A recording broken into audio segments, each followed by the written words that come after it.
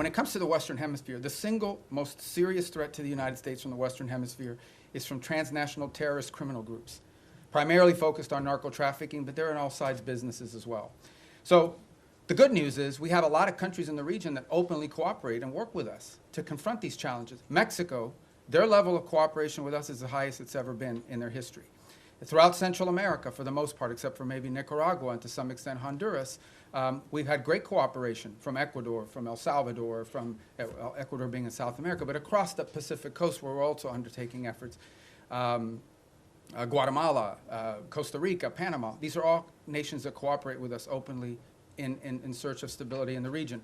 You move to the Caribbean basin, in Trinidad, in Guyana, in Jamaica, in the Dominican Republic, countries that openly cooperate with us.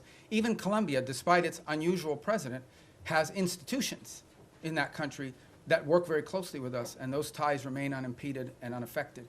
So all of this is very positive. There's one place that doesn't cooperate, and it's the illegitimate regime in Venezuela. Not only do they not cooperate with us, they openly cooperate with terrorist and criminal elements. For example, they invite Hezbollah in Iran to operate from their territory.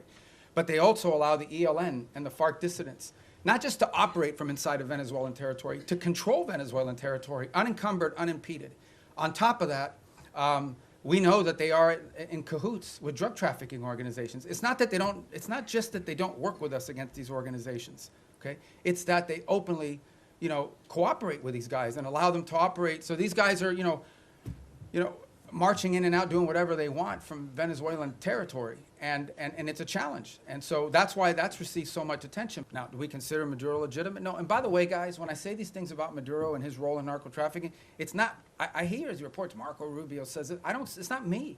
A grand jury in New York, in the Southern District of New York. Okay, a grand jury in the Southern District of New York was presented evidence and came back with an indictment, not just against Maduro, by the way, but against a bunch of people in his government for narco trafficking. A bunch.